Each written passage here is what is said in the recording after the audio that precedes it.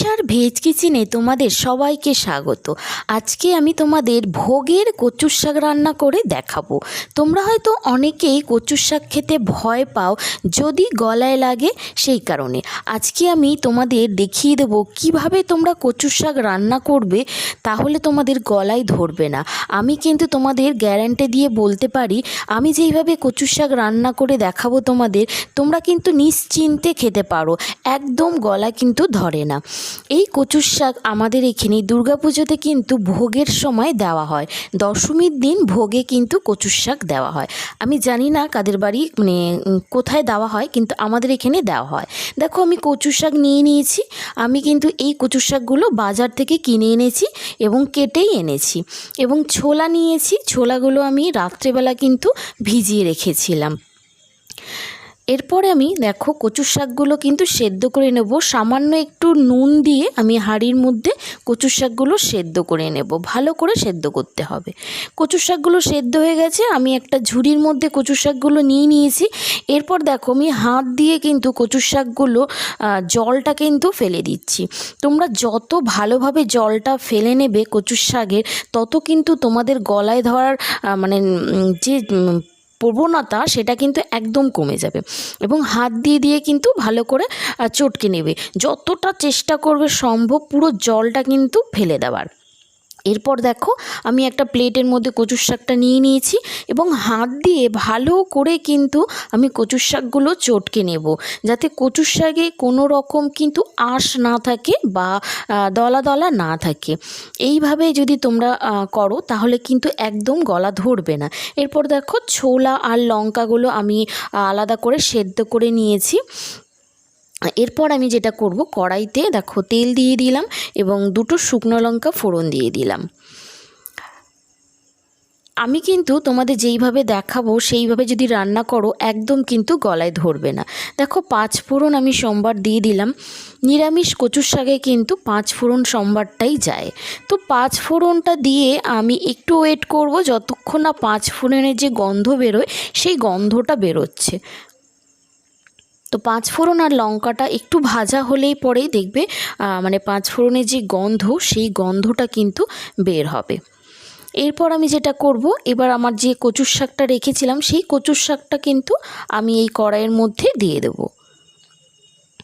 আমি আগেই বলেছি, তোমরা যত ভালোভাবে কচুর শাকের জলটা নিগড়ে ফেলে নেবে এবং চটকে নেবে হাত দিয়ে, তত কিন্তু কচুর শাকটা টেস্টি হবে এবং খেতেও কিন্তু দারুণ হবে।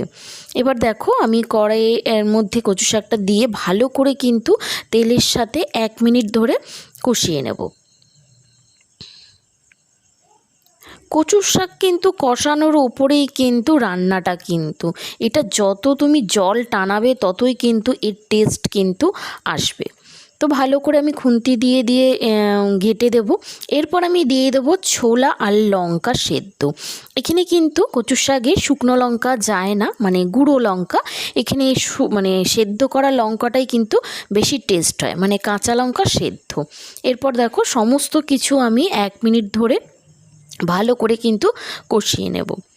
ছোলার সাথে কচুর শাক, লঙ্কাগুলো তোমরা খুন্তি দিয়ে দিয়ে কিন্তু ভেঙে দেবে, যাতে লঙ্কাটা একটু ভেঙে যায়, তাহলে কিন্তু কচুর শাকটা কিন্তু আরও দারুণ কিন্তু টেস্ট আসবে।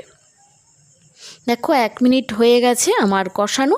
এরপর আমি দিয়ে দেবো এখানে মশলা। আমি লবণ দিয়ে দিলাম, তোমরা পরিমাণ মতো দেবে, কারণ আমি কচুর শাক সেদ্ধর সময় কিন্তু লবণ অল্প দিয়েছিলাম। এরপর আমি দিয়ে দেবো এখানে 1 চামচ চিনি। চিনিটা কিন্তু অবশ্যই দেবে, শাকে কিন্তু নালে খাড় খাড় একটা ভাব থাকে, তো সেইটা কিন্তু চলে যায় চিনি দিলে পরে। এরপর দিয়ে দেবো আমি এখানে হলুদটাও তোমরা পরিমাণ মতো দেবে, কচুর শাক কিন্তু একটু সবজে সবজে হয়। আর আমি দিয়ে দিলাম এখানে জিরের গুঁড়ো। আমি এখানে মোটামুটি 1.5 চামচ মতো জিরের গুঁড়ো, ভাজা জিরের গুঁড়ো কিন্তু দিলাম। আর দিয়ে দেবো আমি সামান্য অল্প জল, কারণ মশলাটা যাতে কচুর শাকের মধ্যে ভালো করে কষে, তো সেইটুকুনি জলই কিন্তু দেবে, বেশি জল কিন্তু এখানে দেওয়া যাবে না। এরপর সমস্ত কিছু আমি ভালো করে মিক্স করে নেব এবং 2 মিনিট ধরে কিন্তু আমি এটাকে ভালো করে মিক্স করব, ভালো করে, যাতে কোনো রকমভাবে যাতে আঁশ না থাকে এবং মশলাটা যাতে ভালোভাবে কিন্তু মিক্স হয়। দেখো এখানে কিন্তু মিক্স করা হয়ে গেছে। এবার আমি খুন্তি দিয়ে দিয়ে কিন্তু লঙ্কাগুলোকে দেখো ভেঙে দিচ্ছি। ভালো করে ভেঙে দেবে, তাহলে কিন্তু কচুর শাকটা আরও বেশি টেস্ট হবে। এবং যতটা জল টানানো সম্ভব ততটা কিন্তু জল টানাবে তোমরা কচুর শাকে। এটা কিন্তু মিডিয়াম আঁচ বা লো আর মিডিয়ামের মধ্যে রেখে কিন্তু কচুর শাকটা টানাবে। দেখো কচুর শাকটা কিন্তু আমি অনেকটা টানিয়ে টানিয়ে কিন্তু একদম শুকনো হয়ে গেছে।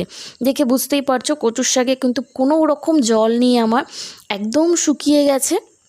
এরপর আমি যেটা করব, এই কচুর শাকটা কিন্তু অনেকেরই কিন্তু যতই তুমি ভালোভাবে রান্না করো তারপরেও ভয় থাকে।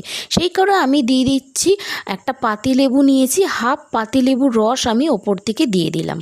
কারণ ভয় মানুষের একটা থাকে, যদি তোমরা না দিতে চাও দেবে না, কিন্তু অনেকেই ভয় পায়, তো সেই কারণে দিয়ে দিলাম আমি। তো দিয়ে আমি কিন্তু এটাকে 1 মিনিট ধরে কিন্তু ভালো করে আবার কষিয়ে নেব, মানে লেবুর রসটা দেওয়ার পর ভালো করে মিক্স করে নেবে তোমরা, যাতে লেবুর রসটা সমস্ত জায়গায় কিন্তু মিশে যায়। দেখো দেখে বুঝতেই পারছো যে কচুর শাকটা কিন্তু আমার একদম রেডি।